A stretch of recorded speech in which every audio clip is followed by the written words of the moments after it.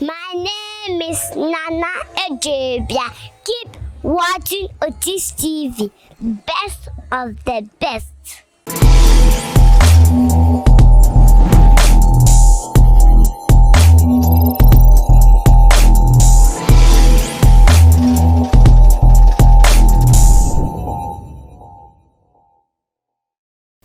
Mema kwaba eba Otis TV so. And na ya memenda weekend vibe with me Mama Ga. Oti ase. It is a siano. Me no e kasa se siano. But one day I saw be subscribe it. O share me ya subscribe it. Na ko Facebook nso so. O like here. Na wa follow na wa share e wo Facebook. Instagram Ceciano Otis TV GH. Instagram Otis TV GH. Na Facebook no make sure say ube leave comments. What I say, but more than any among komo comment section hono. Na hit notification bell no so hit so. What I say, Ceciano weekend vibe and net dear Mama Ga. Ya me de brown. Who sama home so roll it.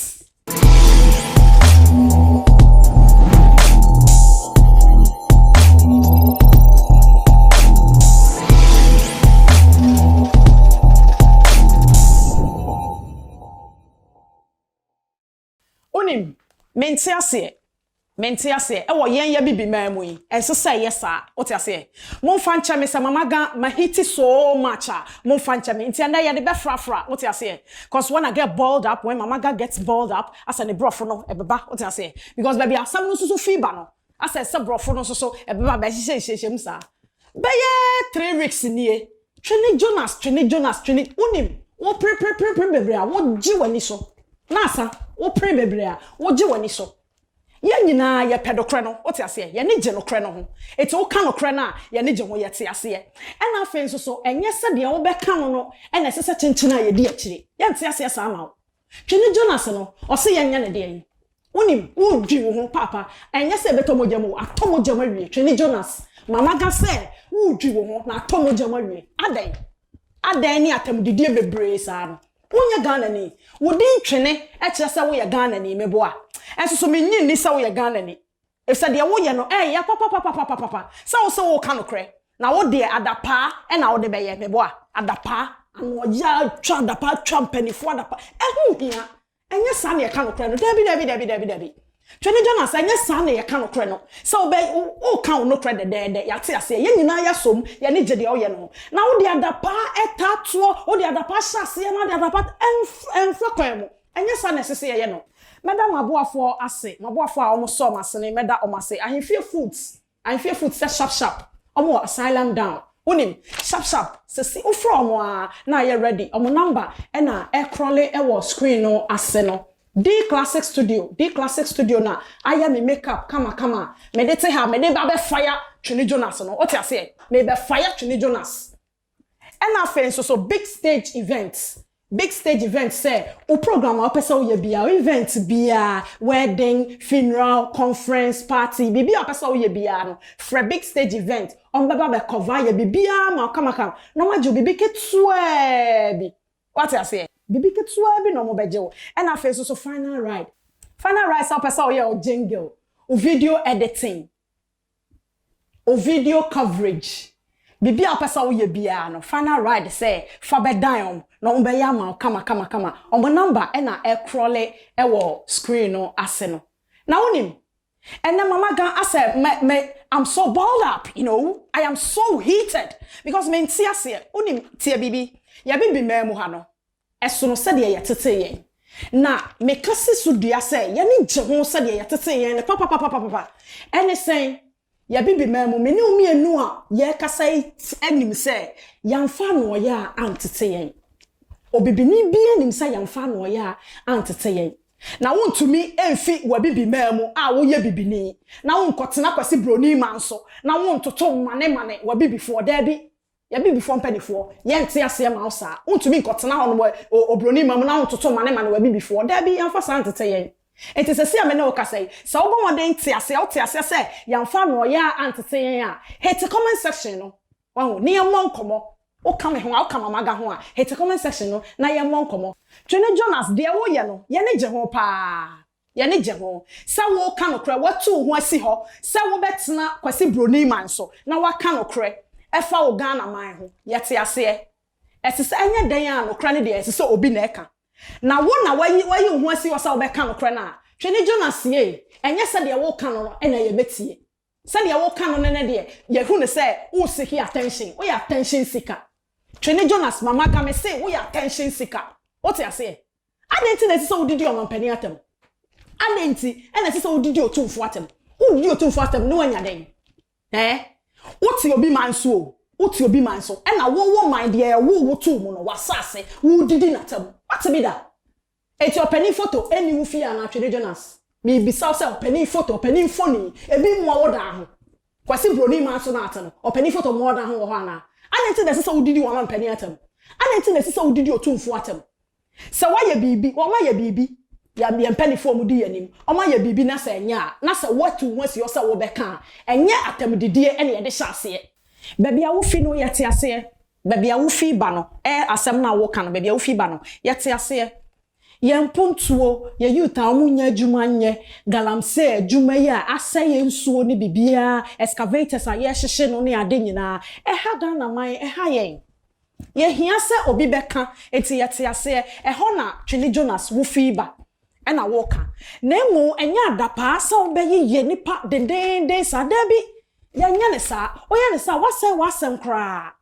waka sam ne dedede ya youth ya hia impuntu juma esese ya nya juma ya youth nya juma nye galamse ase ye nsuo nyina ya nya nsuo nom ekwan na so na wonam no o ka no kama na emu adapa na wo de ba mu no menti ase sa anenti na sese wo yesa Twene Jonas ye wonya bibini ana won kam se enti anenti na sese wo ye wo super wo bibi man sa dabi menti ase ya ma wo sa unim Twene Jonas kwa kamiema wabo ko kiremiemu aduane ndi o kan ye den na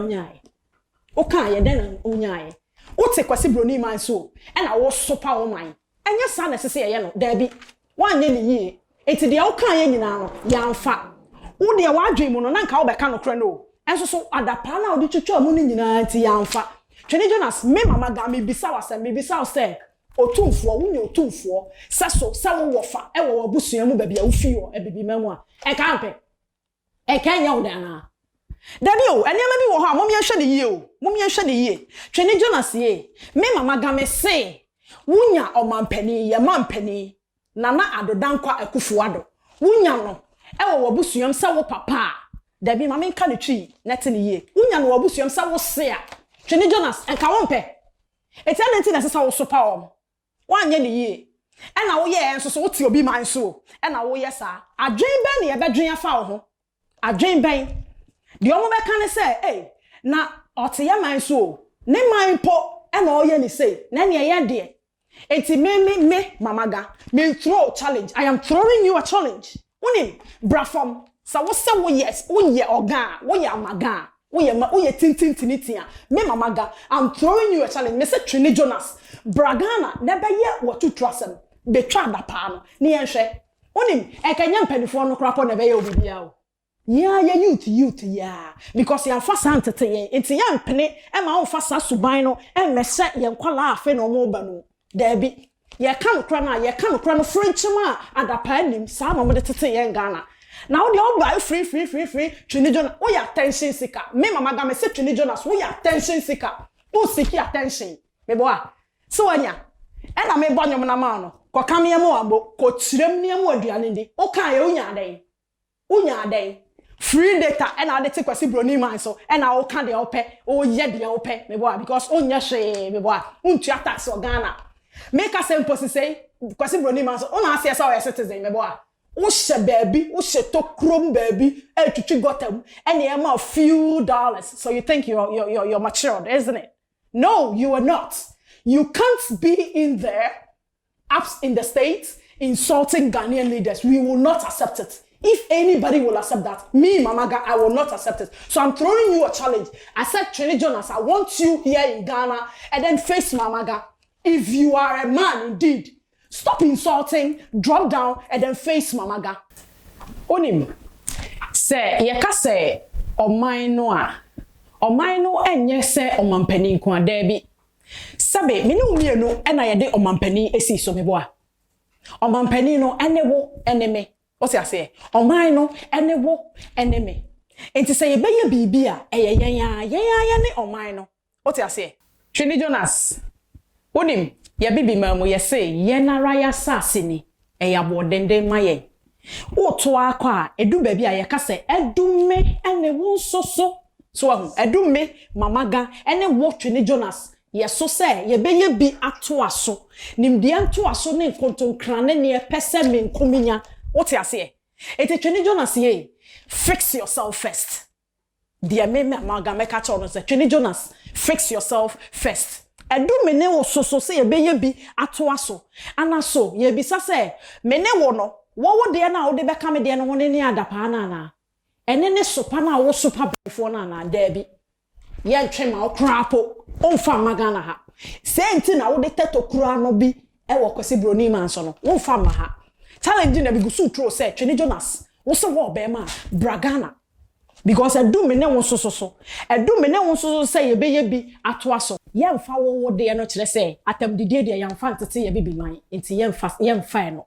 Twini Jonas bragana na de wo te ho no na wo ka no de wo te kwase broni man so na wo ka no bragana sa so wo be ma me bo a e na wo didi atam nko na anim atam didie e na wo didi atam bragana ne be didi atam na hwa de bra me tro challenge pa enti bragana now fix yourself we are obehu say oman no ene warankasa ene mensoso na nyatam didie dia wo kan de ne kwanso ano no obi ani je ho enso so sisi ano onim de wa trend papa kire say wo ya attention seeker enti wunsam a wo kan nyina say ye no kre ni nyina ya tam didie nkwante ya amfa enti sisi ana wo pre dwi ho no so sa atomojam Twini Jonas wo sa atomojam waje wani so atomoja mama waji wani so enti bra na beka se wunsuru a bra na beka na ye besrem so se Ghana ye mpanifo yesremo mama ga we die me say ben koto ben pa wo chew Ghana mpanifo me kobono kakra yesremo ase mudi bibia betoto na akwan mu se de be ya obi te se unim de ya me yasese ya obi ba bewo ato udi eto abade Twini Jonas because wa be trendy wa be seek attention nti obi be wa beto abade Twini Jonas ense se banasa mo bia wo ento Twini Jonas din enti yampanifo ye be hye se mo de bibia betoto na akwan mu mo be bia nwuma maye adwuma ne de eno na muguso eye no enti nyame nkoso ama mo so ahoden ye so ha ne ya so ha ne ye pagya ne nyina se de be ya Ghana ebetumpon na nipa bi no mo te sa Twini Jonas de ye hia wo mayi mu ye nte ase sada enti se sia no me challenge ametro no ne sa Twini Jonas obeba Ghana se onsuro a obeba Ghana no wabeka ne nyina ne ya kire no babia wo firi ebi kwapa obekom kwapa no nya Ghana ne because Ghana ne mapa bia ni ho a obesopa ne man enti ebi kwa bekom na Twini Jonas onye Ghana ni enso so ni nyina mu no ye pese oba Ghana mama ga enye say na me pe no enso weekend vibe dey esisi etumi ko ba bia we cut across everywhere you understand enti facha me say ma hiti dodoa facha me enso so Twini Jonas na mama hiti sa etunim ye be hrewa say obe share no I like it obe hit notification bell no so ahu e na comment section ho so yanko ho no na pass comment o comment na hia me pese me no bon komo ho no so te ase bibia ni a fa hit me na me so me fa hit o what te ase because me ne wo e na ya ma weekend vibe aye weekend vibe na mama ga ma hit mum ma ehye pa enso so me ntumi nya ho se ya enkoda what te ase enti me the video of the week ebebrel na unim bibi se kwasi broni eye na ade a manenya na ade na se Ghana opese wusua nso so a so ahu no wasua ne yie to bu ase na sua ni nyina si o de hwe video of the week no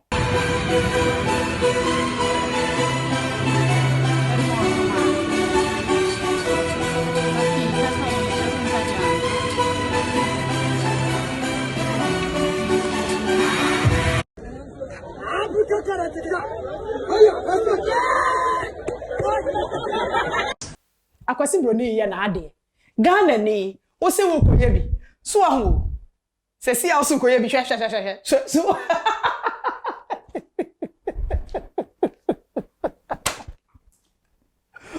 ese ye tie ni bibi so ye tie so unim aye so obobolo yeti unim ye suatra